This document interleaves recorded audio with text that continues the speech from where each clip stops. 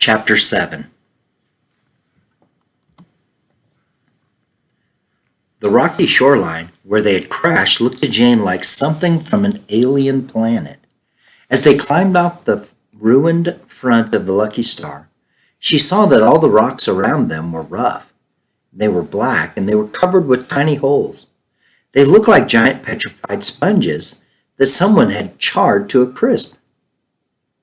"I think this is lava," she said. She had read about this before, how a lot of South Pacific islands had grown out of the ocean from volcanic explosions over millions of years. Nobody else seemed interested, though. The idea right now was to find Dex and Joe. As soon as they all jumped from the rocks down to the soft sand below, everyone shed their rain gear and they started up the beach shouting at the top of their lungs. "Hello! Dex! Joe! Anyone here?" Without talking about it, they spread out as they went. Buzz moved down toward the water's edge. Vanessa stepped closer to the tree line, peering into the jungle.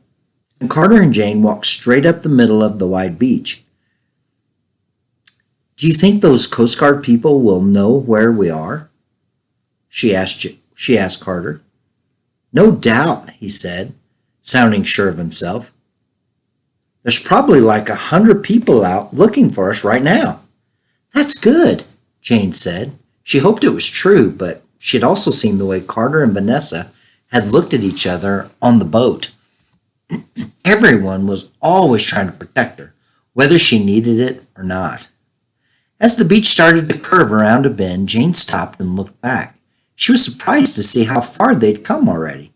From here, the Lucky Star looked like a broken toy sitting on a stone shelf. The sight of it brought memories of the crash flooding back into her mind, and she couldn't help the tears that started down her cheeks. As Vanessa and Buzz wandered over, Jane could see Buzz was crying too. It only made her feel worse. "What if something terrible happened?" she said with a sob.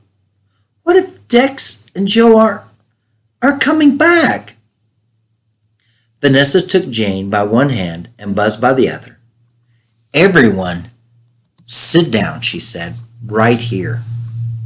Her dark brown eyes were red around the edges, maybe from the salt air, but maybe from trying not to cry herself. Only Carter looked the same. His jaw was not hard. His eyes were though. "We're gonna find them," Vanessa said. "They'll know what to do, and they'll do it. I'll bet we'll be on a helicopter before lunchtime." She squeezed Jane's hand. "Okay, Jane?" Jane nodded. She was glad Vanessa was here right now. She had been like the big sister Jane had always wanted, even before their parents got married. "Okay, Buzz?" "Yeah," he said, and he scrubbed his eyes with the backs of his hands. "Okay, Carter?" Vanessa said. Carter didn't answer, though. He was looking back toward the rocky shelf, but higher up, above the boat. "That's totally where we need to go," he said. Jane turned to see. "Where?" she said. He pointed at a flat, rocky outcropping at the top of the cliffs where they'd crashed. From here, it looked like the very ceiling of the island. "I'll bet the view is crazy from up there. That's the place to look for them." "What do you mean?" Buzz asked. "Like, walk up there through the jungle?" "How do you even know that you can get there?" Vanessa said. Carter shrugged. "One way to find out. Hey, who's in with me?" Instead of waiting for an answer, he got up and he started walking back the way that they'd come. Jane looked at Vanessa to see what she'd do, and after a moment's hesitation, Vanessa shrugged too. "He's kind of right," she said, and then yelled at Carter's back. "Thanks for waiting!" Carter didn't even slow down. Their mother always said that he was part beagle, the way he liked to be at the front of the pack, no matter what he was doing. In any case, It was better than sitting around crying, Jane thought. She got up, brushed the sand off her legs, and started following him up the beach. Come on, you guys, she called back to the others. Let's go! Carter liked being in the lead.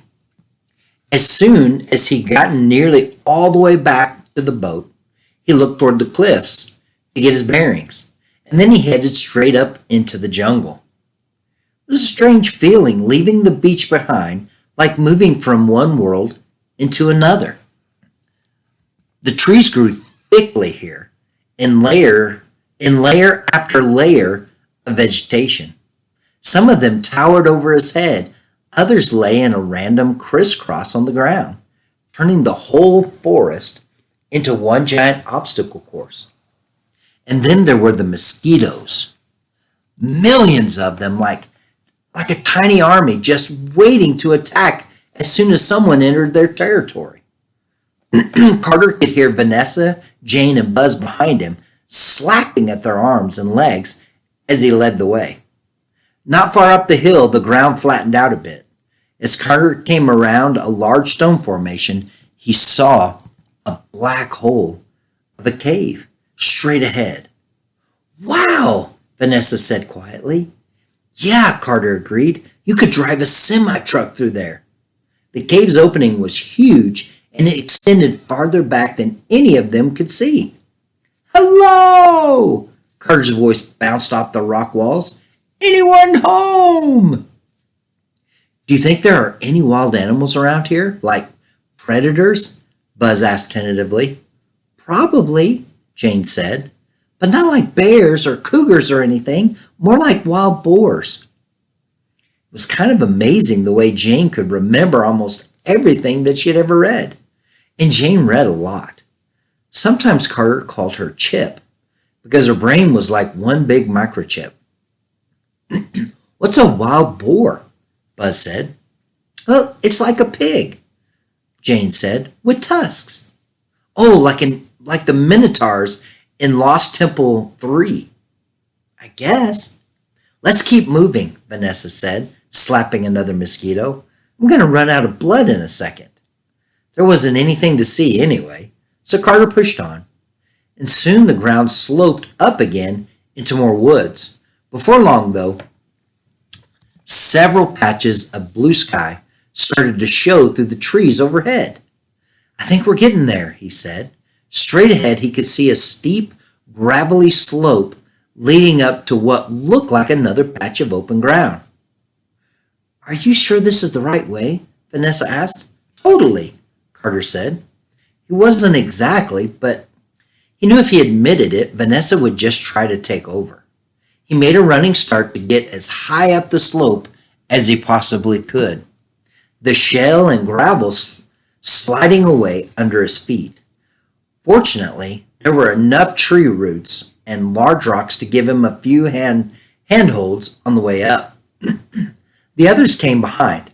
He saw Buzz slide all the way back down on his first try, but Vanessa put out a hand to help him up. Jane's small size seemed to work for her, and she made steady progress, keeping low to the ground. She could be a little monkey when she wanted to. At home, she was practically as fast on the climbing wall at their mom's gym as Carter was.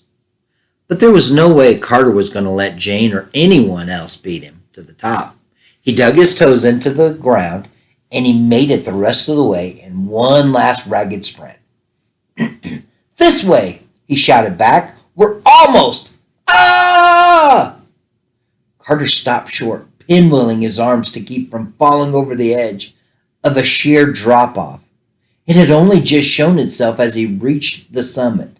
His stomach flip-flopped as he took a quick step back, kneeling down to steady himself on the ground. What is it? Vanessa called up. Be careful, he shouted. There's like a gorge or something up here. What was in front of him now was a deep ravine that seemed to split the island's cliffs right in half. All he saw way down at the bottom was a jumble of brush and more rocks, and straight across, Carter could see the rocky outcropping He had spotted from the beach, so close now, but completely beyond their reach.